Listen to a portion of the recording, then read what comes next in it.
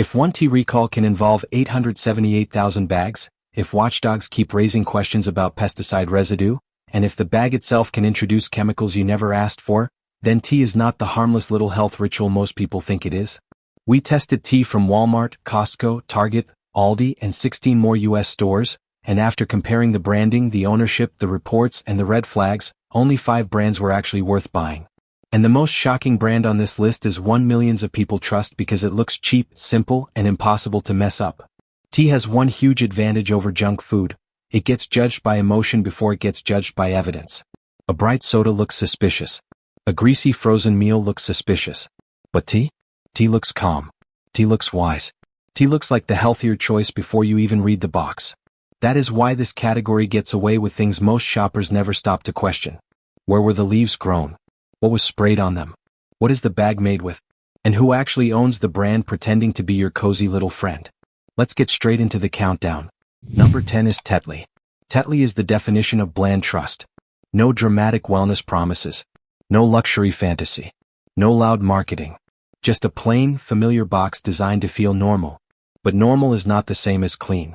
Mamavation, in a safety-focused review of tea brands, placed Tetley in its not our favorite category after looking at concerns that included pesticides, artificial flavoring, fluoride issues, and indirect additives from tea bags, including epichlorohydrin.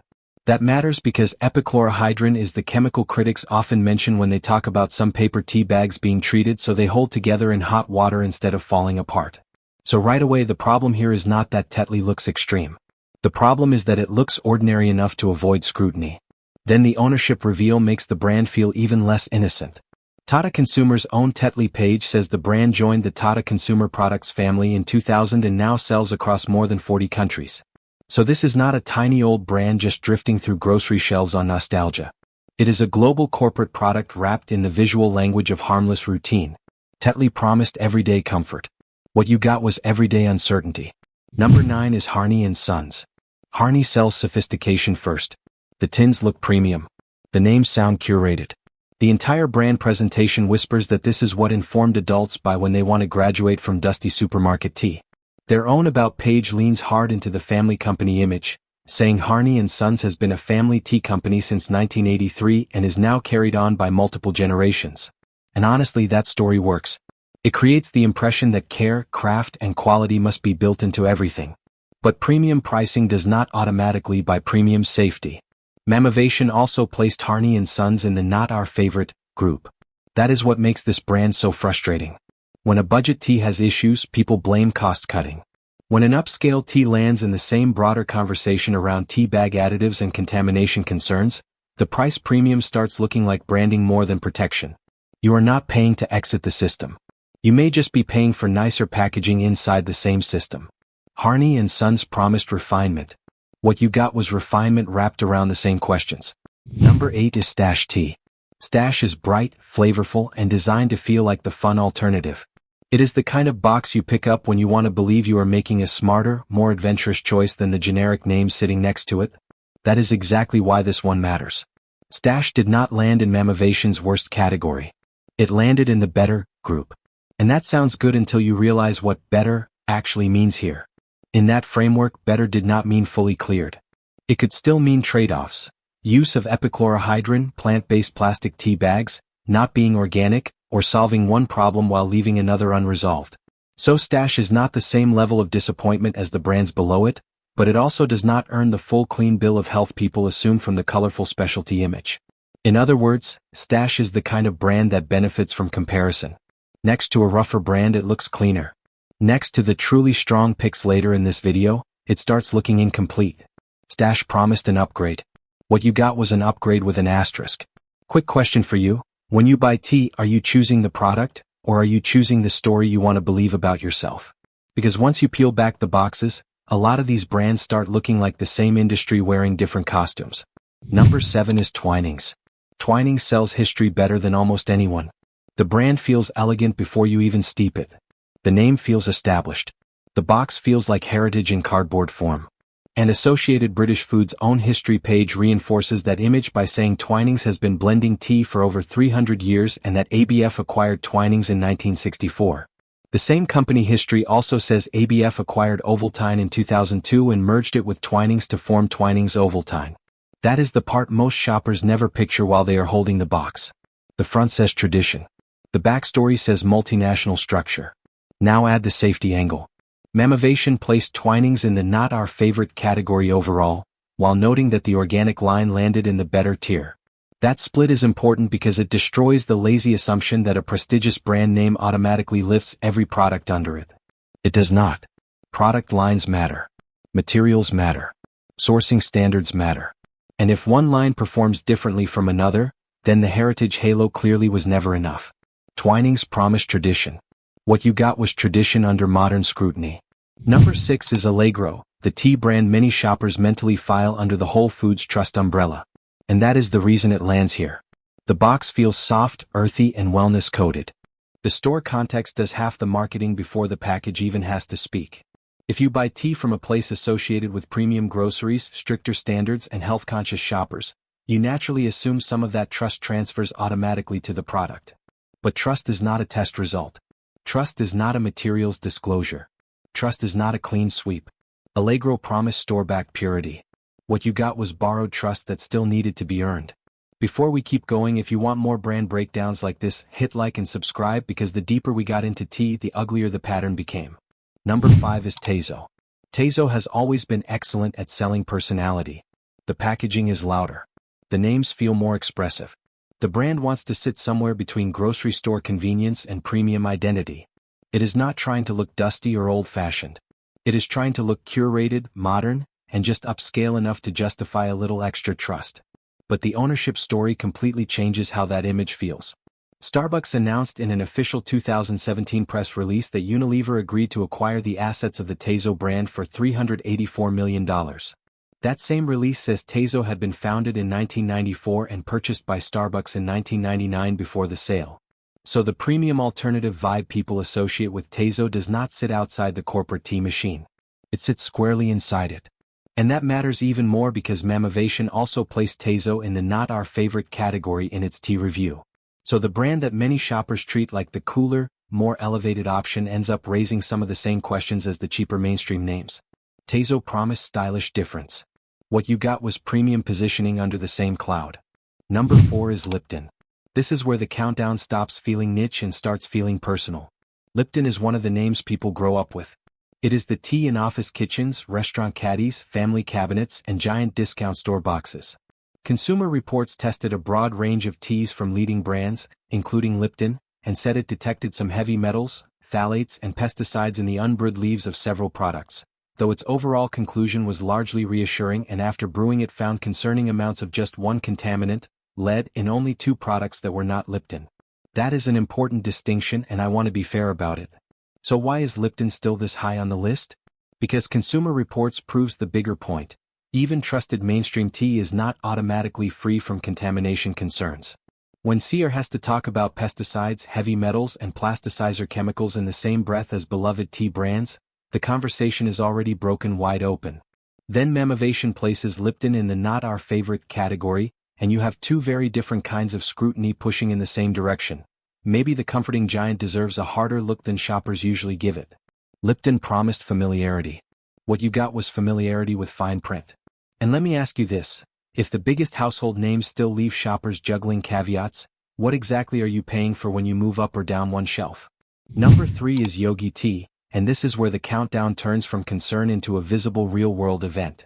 Yogi sells wellness almost better than anyone. The colors are warm. The language is reassuring.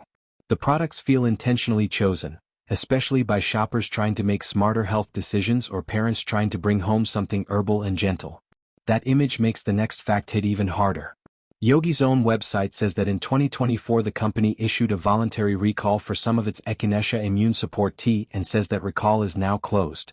Broader news coverage, including ABC reporting at the time, described the recall as involving nearly 900,000 tea bags because of pesticide residue concerns. That alone is enough to turn a wellness brand into a wake-up call. It is one thing to debate theoretical exposure. It is another thing to watch a product actually get recalled. And when the recalled product is tied to immune support messaging, the irony becomes brutal. Yogi promised protection. What you got was a recall. That is also why Yogi lands so high in this ranking. A recall is not the same thing as proving every single box on every shelf is bad forever. But it does prove that soft branding, herbal language, and organic positioning do not place a magical force field around a company. A tea can look spiritually clean and still end up in a hard regulatory reality. Number 2 is Celestial Seasonings. If Yogi is the wellness brand that got slapped by recall headlines, Celestial is the old-school natural brand that shows how long these controversies can linger. Consumer Reports included Celestial Seasonings among the leading brands it tested in its contamination-focused tea article. Mammovation placed Hain Celestial in its Not Our Favorite group. And legal pressure has followed the brand before as well. Search results and reporting around the company have pointed to class action disputes over natural claims and pesticide allegations tied to Celestial Seasonings products. That combination is exactly why this brand feels so important in the story. Celestial does not just sell tea. It sells trust through nostalgia, soft imagery, and the idea that this is what natural looks like in a grocery store.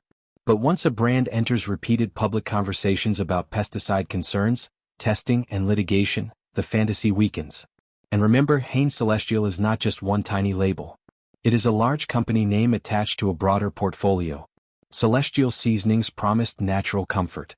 What you got was natural branding under legal and consumer pressure. Mini recap before we hit number 1. So far, what have we learned? Budget tea did not save you. Premium tea did not save you. Heritage tea did not save you. Wellness tea did not save you. Store trust tea did not save you. That means the biggest myth in this aisle is the idea that the box tells the story. It doesn't. The box is the distraction. And now we get to number 1, the brand that brings the entire thesis of this video crashing into focus. Great value from Walmart. This is the tea a lot of people buy precisely because money is tight. It is not bought by careless people. It is bought by practical people. People trying to stretch a grocery budget. People choosing what feels like the simplest, safest compromise possible. That is why this placement matters so much. If a bargain tea still drags you into the same broader questions around contamination concerns, tea bag chemistry, and limited transparency, then price was never the real dividing line. Great value promised the cheapest simple option. What you got was the clearest proof that cheap and clean are not automatically connected. Let's stay on great value for a second, because this brand is not just number 1 on the worst side of the countdown. It is the punch line to the entire system. When shoppers buy a premium box and get disappointed, they feel tricked. When shoppers buy a budget box and get disappointed, they often feel resigned. They tell themselves, well, of course, what did I expect? But that is exactly the trap.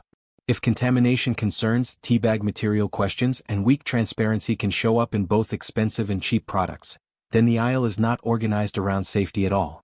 It is organized around mood, branding, and how much storytelling fits on cardboard.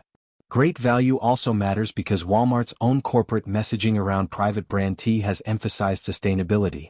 In 2021, Walmart said its great value teas were 100% Rainforest Alliance certified. And look, certification can be meaningful for sourcing conversations. But certification alone is not the same thing as a complete answer to everything people now worry about, especially once shoppers start asking harder questions about residues, bag materials, and what is and is not clearly disclosed. That gap between broad reassuring language and the specific questions consumers actually want answered is what puts great value at number 1. Great value promised the sensible budget choice. What you got was proof that affordability does not protect you from uncertainty. Now here is the bigger point, and it is the point most tea content refuses to make clearly enough. The problem is not only one ingredient. The problem is not only one brand. The problem is the layered nature of the category. You can have concerns about what was sprayed on the leaves. You can have concerns about heavy metals drawn from soil. You can have concerns about bag materials and processing chemicals. You can have legal disputes around natural branding. You can even have recalls. And none of those automatically show up in the cute language printed on the front panel. That is why tea is such a deceptively tricky product. It looks low risk. It looks clean. It looks passive. But the consumer has to do a ridiculous amount of detective work just to avoid getting fooled. And by the way, if this video has changed how you see your tea shelf, comment the brand you were most shocked to see here, because for a lot of people it is not the budget brand. It is the supposedly premium or wellness brand sitting right next to it. Now let's flip this around and talk about the 5 brands that were actually worth buying, because criticism without guidance is useless. If we are going to expose the worst patterns, we also need to highlight the companies that give shoppers something better to work with. The first safer pick is Pukka Herbs. Pukka works because it feels like one of the few brands trying to behave like the modern consumer is already skeptical. Mamavation placed Pukka in its Better Tea Brands group and specifically described it as a brand that was moving without certain problematic tea bag treatments before public pressure forced everybody to care. That matters because proactive behavior is different from reactive damage control. The packaging is still attractive. The branding is still wellness-focused. But the difference is that the brand's image aligns more closely with the kind of detail-conscious shopper who wants to know the materials conversation has at least been taken seriously. Pukka promised herbal credibility. What you got was a brand that looked more prepared for scrutiny. The second safer pick is traditional medicinals. This brand has one huge advantage. It tends to feel medicinal in a grounded way rather than trendy in a performative way. Traditional medicinals has long built its identity around herbs, function, and a more serious tone, and Consumer Reports included the brand among the leading names it tested in its tea coverage. Even though CR's overall results were largely reassuring across many brands after brewing, being part of that broader serious testing conversation matters. More importantly, this brand continues to stand out to cautious shoppers because it feels less dependent on flashy emotional storytelling and more dependent on a practical herbal identity. Traditional medicinals promised function. What you got was function that did not need as much theatrical branding to feel convincing. The third safer pick is Numi Organic. Numi landed in Mamavation's Better group, and that matters because organic positioning by itself is not enough to impress me anymore. Plenty of brands use soft ethical language. Plenty of brands decorate the box with earth tones and plant imagery. What matters is whether the brand at least starts from a stronger baseline in the concerns consumers are now paying attention to. Numi's reputation has benefited from that perception for years. It feels cleaner, more intentional, and less corporate theater-driven than many of the brands on the worst side of the countdown. Numi promised organic trust. What you got was a brand that more often aligns with why people reach for organic in the first place. The fourth safer pick is Rishi Tea. Rishi appeals to shoppers who want tea to feel sourced rather than manufactured. That distinction is important. A lot of grocery tea feels like a finished retail object first and an agricultural product second. Rishi feels closer to the opposite. Mamavation placed Rishi in the better category, and even that phrasing tells you something useful. No brand should be treated like a saint, but some clearly earn more trust than others because they feel more transparent, more origin-aware, and less dependent on mass-market shortcuts. Rishi promised directness. What you got was a brand that at least feels more connected to the leaves than to the marketing department. The fifth and strongest safer pick is Clipper. Clipper matters because it attacks one of the laziest assumptions in the entire tea aisle. That cleaner, more credible tea must automatically cost a lot more. The reason that myth survives is simple. Shoppers are used to being punished for wanting better ingredients, better sourcing, or better materials. In most grocery categories, once you move toward higher standards, the price jumps fast. But the appeal of a brand like Clipper is that it suggests the clean tea conversation does not have to belong only to boutique pricing and luxury branding. Clipper promised everyday tea with standards. What you got was one of the strongest answers to the entire mess. And that brings us to the final pattern recap because this is the part one do not want you to miss. The tea problem is not one scary headline. It is not one lawsuit. It is not one recall. It is not one chemical.